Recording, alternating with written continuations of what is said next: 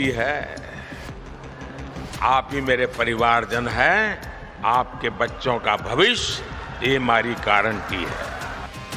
2024 के चुनाव को इतिहास के शिलापट्ट पर न भूतो न भविष्यति महाविजय का महाप्रमाण बनाने में जुटे हैं प्रधानमंत्री मोदी। इसकी तैयारियों में मौका टिकट तय करने का है। कौन कहां से चुनावी मैदान में उतरेगा, इसकी पहली लिस्ट पर फाइनल मुहर करीब करीब लगाई जा चुकी है। सिर्फ ऐलान का इंतजार बचा है। काउंटडाउन की टिक टिक जिस तेजी से सुनाई दे रही है, उसी तेजी से तेज हो रही है दावेदारों की धड़कनें। दिल्ली में बीजेपी मुख्यालय में गुरुवार को देर रात से तड़के तक मंथन हुआ। हर सीट पर बात हुई, पैनल के हर नाम सामने रखे गए, एक एक पर चर्चा हुई। जीत की संभावना के तराजू पर पलड़ा जिसके पक्ष में ज्यादा झुकता दिखा, उसका नाम बाकी दावेदारों पर भारी दिखा। अभी आखिरी घोषणा का इंतजार है। बीजेपी की तरफ से टिकट का ऐलान नहीं हुआ है, लेकिन सूत्रों के हवाले से बाहर आ रही कुछ सीटों की खबर बेहद दिलचस्प है। बीजेपी सूत्रों की माने तो यूपी में मिशन 80 का लक्ष्य हासिल करने के लिए पार्टी बड़ी तादाद में अपने उम्मीदवार बदल सकती है। 62 बीजेपी सांसदों में से कई के टिकट कट सकते हैं। बीजेपी की पहली लिस्ट में वाराणसी, लखनऊ, अयोध्या, अमेठी, प्रयागराज, गोरखपुर, आजमगढ़ सहित पूर्वांचल की कई सीटें हो सकती हैं। पीएम मोदी का वाराणसी से चुनाव लड़ना, लखनऊ से राजनाथ सिंह और अमेठी से स्मृति ईरानी का चुनावी मैदान में उतरना फाइनल माना जा रहा है। पहली लिस्ट में अयोध्या में चली राम लहर की छाप भी साफ तौर पर दिखाई देने वाली है।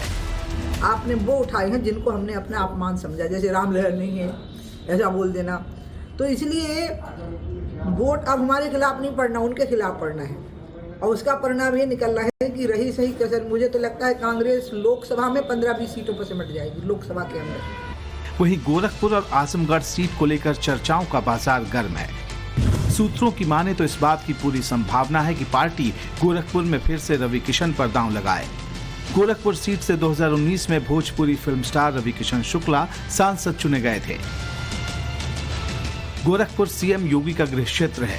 रवि किशन सीएम योगी के बेहद करीबी हैं। योगी के किले में सेंधमारी के लिए समाजवादी पार्टी ने काजल निषाद को गोरखपुर से टिकट दे रखा है। भोजपुरी फिल्मों की अभिनेत्री रह चुकी काजल निषाद को अखिलेश यादव ने 2022 के विधानसभा चुनाव में भी गोरखपुर की कैंपियरगंज सीट से मैदान में उतारा था, लेकिन वे हार गईं। बाद में मेयर चुनाव में भी गोरखपुर से एसपी ने काजल को उम्मीदवार बनाया था, लेकिन इनकी फिर हार हो गई। बावजूद इसके समाजवादी पार्टी ने लोकसभा चुनाव के लिए काजल निषाद को गोरखपुर से मैदान में उतार दिया है। वजह है इस लोकसभा क्षेत्र में निषाद वोटरों का दबदबा।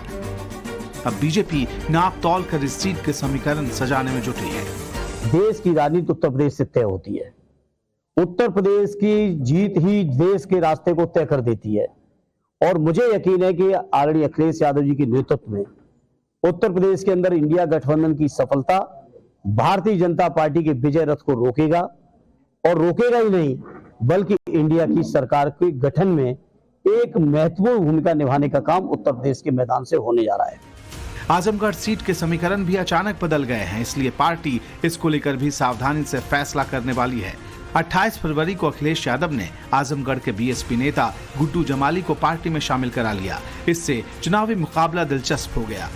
आज जब हम लोग 2024 में भविष्य की लड़ाई लड़ने जा रहे हैं, वो आए नहीं हैं, मैंने उन्हें अपने पास बुलाने का काम किया है। ये वही गुड्डू जमाली है जिसकी वजह से समाजवादी पार्टी 2022 के आजमगढ़ उपचुनाव में हार गई थी। अखिलेश के चचेरे भाई धर्मेंद्र यादव को बीजेपी के दिनेश लाल यादव निरहुआ ने 8000 से ज्यादा वोटों से मात दे दी थी। आजमगढ़ के 2019 के लोकसभा चुनाव में अखिलेश यादव के खिलाफ निरहुआ नंबर 2 पर रहे थे, लेकिन 2022 के उपचुनाव में भोजपुरी स्टार निरहुआ जीत गए और अखिलेश की भारी फजीहत हुई। उनके भाई धर्मेंद्र हार गए। लेकिन अब तस्वीर पहले से अलग है, इसलिए बीजेपी सोच समझकर फैसला करने में जुटी है। यूपी अपना बेहतर परिणाम देने जा रहा है और भारत